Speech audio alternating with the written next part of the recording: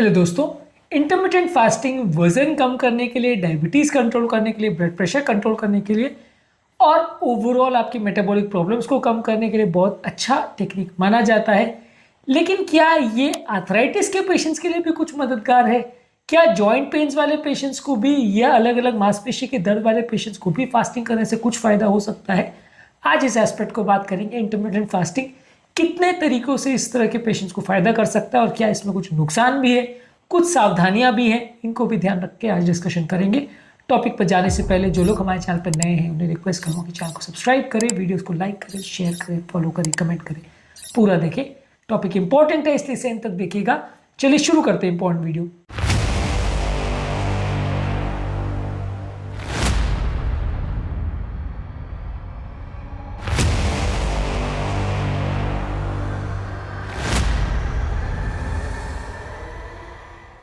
सबसे पहले तो ये समझने की ज़रूरत है कि फास्टिंग से आर्थराइटिस के पेशेंट्स में सिग्निफिकेंट बेनिफिट हो सकता है, क्योंकि आर्थराइटिस जो है वो बॉडी के इन्फ्लेमेशन या सूजन का प्रॉब्लम है और ज़्यादातर फास्टिंग के रेजिमेंट्स में ये पाया गया है कि इंटरमिटेंट फास्टिंग को जो हम करते हैं इससे बॉडी का इन्फ्लेमेशन कम होता है।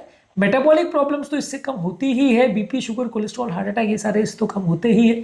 बॉडी का ओवरऑल इन्फ्लेमेटरी या सूजन करने वाला रिस्पॉन्स को भी ये कम करता है। इसलिए अगर किसी व्यक्ति को जॉइंट का प्रॉब्लम है या आर्थराइटिस का प्रॉब्लम है या मसल का प्रॉब्लम है और यदि वो मोटापे से रिलेटेड ना भी है तो भी आर्थराइटिस के पेशेंट्स में फास्टिंग से फ़ायदा मिलेगा। इसके अलावा इंटरमिटेंट फास्टिंग द्वारा एक ऑटोफैजी करके प्रोसीजर डेवलप होता है जिसमें बॉडी अपने खराब या मरने वाले सेल्स को हटा देती है और उसके बदले नए सेल्स लेके आती है। यानी बॉडी का एक तरह से अपने खराब और डेड सेल्स को हटाने का और नए सेल्स के लाने की प्रक्रिया को ऑटोफैजी बोलते हैं। ये जो है इंटरमिटेंट फास्टिंग द्वारा एक्टिवेट होता है और ये इन्फ्लेमेशन के लिए बहुत इंपॉर्टेंट चीज़ है, क्योंकि ये हमारे खराब या डिजेनरेटिव सेल्स कई बार इम्यून रिस्पॉन्स ट्रिगर करते हैं जिसकी वजह से आर्थराइटिस के प्रॉब्लम बढ़ते हैं। यही कारण है कि उम्र दराज पेशेंट्स में और जिनके सेल्स मरने लगते हैं या खराब होने लगते हैं उनको ज़्यादा आर्थराइटिस की प्रॉब्लम होती है, क्योंकि वहाँ सेल्स डैमेज होने लगते हैं जिसकी वजह से इन्फ्लेमेशन ट्रिगर होता है और आर्थराइटिस बनता है। ऑटोफैजी द्वारा हम खराब सेल्स को हटा के वहाँ नए सेल्स लाने का प्रयास करते हैं जिसके कारण से इन्फ्लेमेशन कम होने का चांस बढ़ जाता है। तो आर्थराइटिस के पेशेंट में ये एक और एडवांटेज मिलता है ऑटोफैजी द्वारा। डायरेक्टली तो इन्फ्लेमेशन कम हो ही रहा है, ऑटोफैजी द्वारा भी कम हो रहा है। इसके अलावा पेशेंट का वजन कम होने से भी फायदा मिलता है, क्योंकि आपने हमेशा देखा होगा कि जिस भी व्यक्ति का अगर वजन ज़्यादा है उसको आर्थराइटिस की प्रॉब्लम ज़्यादा होगी, क्योंकि वजन की वजह से जॉइंट्स में घर्षण ज़्यादा होता है, जॉइंट्स में इन्फ्लेमेशन ज़्यादा होता है, जॉइंट्स का डैमेज ज़्यादा होता है। तो अगर किसी व्यक्ति को इंटरमिटेंट फास्टिंग आप करवाते हो तो वजन कम होता है और डायरेक्टली इनडायरेक्टली वजन कम करने से आपके जॉइंट पेन का प्रॉब्लम, जॉइंट के इन्फ्लेमेशन का प्रॉब्लम और जॉइंट से रिलेटेड अलग अलग मोबिलिटी इश्यूज सारे बेटर हो जाते हैं। फैट अपने आप में भी काफ़ी इन्फ्लेमेटरी प्रोडक्ट्स प्रोड्यूस करता है।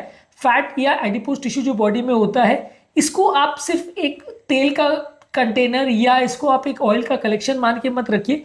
ये भी बहुत सारे ऐसे साइटोकाइंस और ऐसे एंजाइम्स बनाता है जो बॉडी में इन्फ्लेमेशन और सूजन को डेवलप करते हैं। तो अगर आप वेट को कम करते हो तो ये फैट सेल्स कम हो जाते हैं। फैट सेल्स कम होने से इनसे बनने वाला जो इन्फ्लेमेटरी साइटोकाइंस है वो भी कम हो जाता है।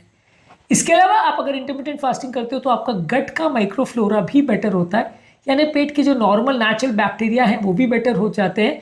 और ये पेट के नॉर्मल नेचुरल बैक्टीरिया डायरेक्टली और इनडायरेक्टली हमारे बॉडी के इन्फ्लेमेटरी रिस्पॉन्स के साथ रिलेटेड है। ये इन्फ्लेमेशन करने में बहुत इंपॉर्टेंट का रोल होता है। यदि पेट का नेचुरल फ्लोरा अगर मेंटेन रहता है तो इससे इन्फ्लेमेशन की प्रॉब्लम कंपैरेटिवली कम होगी, और अगर नेचुरल फ्लोरा मेंटेन नहीं रहता है तो इन्फ्लेमेशन का प्रॉब्लम ज़्यादा होगा।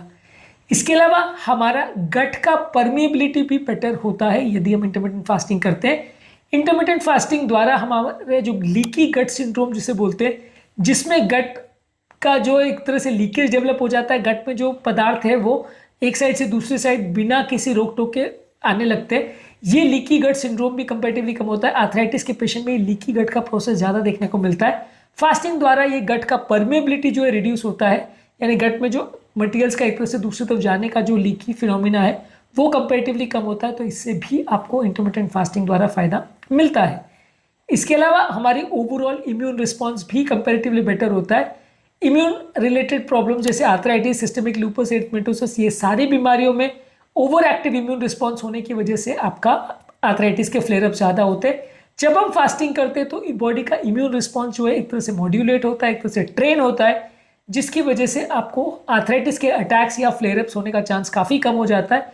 ये भी हमारी मदद करता है। गाउट के पेशेंट्स में भी क्लियर कट डॉक्यूमेंटेड है कि वेट कम होने से उनको फायदा मिलता है। इसके अलावा हमारे फास्टिंग करने से बॉडी में कई पेन को कम करने वाले एंडोर्फिन्स भी रिलीज होते हैं। हम काफ़ी बेटर भी फील करते हैं, काफ़ी हेल्दी भी फील करते हैं, जिससे बॉडी के स्ट्रेस हार्मोन्स भी कम हो जाते हैं और बॉडी में रिलीज एंडोर्फिन्स जो हैं वो हमारे इन्फ्लेमेशन को भी कम करने में और पेन किलर्स की रिक्वायरमेंट को कम करने में मदद करते हैं।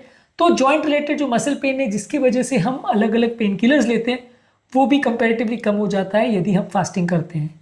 ज़्यादातर इस तरह के पेशेंट में हम इंटरमिटेंट फास्टिंग रिकमेंड करते हैं। इंटरमिटेंट फास्टिंग में एटलीस्ट 16 घंटे आपको डेली फास्टिंग करना है, 8 घंटे का विंडो पीरियड खाने का रखना है, जो कि वजन कम करने के लिए सबसे स्टैंडर्ड और अच्छा रिस्पॉन्स है।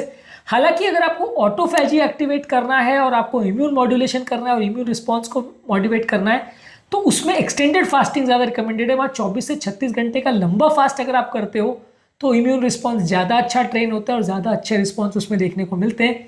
लेकिन ये है कि अगर आप 16 घंटे वाला फास्टिंग करके वजन को भी कम कर लोगे तो भी आपको सिग्निफिकेंट फायदा मिलेगा। यदि कैपेसिटी हो और आप कर सको और एक्सटेंडेड फास्टिंग भी कर सको तो फायदा बढ़ जाएगा, लेकिन ज़रूरी वो नहीं है। अगर आप वजन कम करने के हिसाब से भी करोगे तो इसमें आपको अच्छे खासे रिजल्ट मिलेंगे। हालांकि इस तरह के केसेस में इंडिविजुअल वेरिएबिलिटी होगी, हर व्यक्ति को सेम रिस्पॉन्स मिले ऐसा ज़रूरी नहीं है, हर व्यक्ति का रिस्पॉन्स उतना ही अच्छा या उतना ही बुरा हो ऐसा ज़रूरी नहीं है।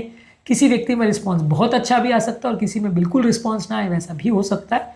तो आपको ये डिफरेंस को समझना पड़ेगा कि ये रिस्पॉन्स जो है case to case, patient to patient vary करता है। हमारा काम है ट्राई करना, हमारा काम है बेस्ट रिजल्ट्स देने का प्रयास करना। बाद में रिस्पॉन्स उससे कितना इंप्रूव होता है, कितना डिटोरिएट होता है, वो आर्थराइटिस ठीक होती है या नहीं होती है, वो कई बार वेरी करता है। इस तरह के पेशेंट में आप एक और चीज़ कर सकते हो कि जब आप फास्टिंग कर रहे हो तो आप फास्टिंग पीरियड में ओमेगा 3 फैटी एसिड से भरे हुए फ्रूट्स, वेजिटेबल्स, नट्स, ये सारी चीज़ों को ज़्यादा लीजिए। ओमेगा 3 फैटी एसिड्स एंटीऑक्सीडेंट्स और जो एंटी इन्फ्लेमेटरी तत्व हैं वो बॉडी का इन्फ्लेमेशन को कम करते हैं, तो आर्थराइटिस के पेशेंट में फ़ायदा मिलता है। इसके अलावा एक और मॉडिफिकेशन आप कर सकते हैं कि आप पानी और ज़्यादा मात्रा में लीजिए। जब आप पानी ज़्यादा मात्रा में लेते हैं, जो कि फास्टिंग में वैसे भी रिकमेंडेड है, तो उससे भी बॉडी का इन्फ्लेमेशन और सूजन और जॉइंट का पेन और स्टिफनेस ये कम हो जाता है। तो आर्थराइटिस के पेशेंट में ये भी एक एडिशनल फ़ायदा मिलता है यदि आप ज़्यादा मात्रा में पानी लेते हैं। तो आज के टॉपिक में हमने बात करी कि क्या आर्थराइटिस के पेशेंट्स को इंटरमिटेंट फास्टिंग के द्वारा फ़ायदा मिल सकता है और कौन कौन से तरीकों से उनको फ़ायदा मिल सकता है, क्या सावधानियाँ रखने की आवश्यकता है और क्या क्या एडिशनल चेंजेस आप कर सकते हो। उम्मीद करूँगा कि आज के टॉपिक में कुछ नई बातें जानने को मिली होगी। जो लोग हमारे चैनल पर नए हैं उन्हें रिक्वेस्ट करूँगा कि चैनल को सब्सक्राइब करें, वीडियोज़ को लाइक करें, शेयर करें, फॉलो करें, कमेंट करें, पूरा देखें।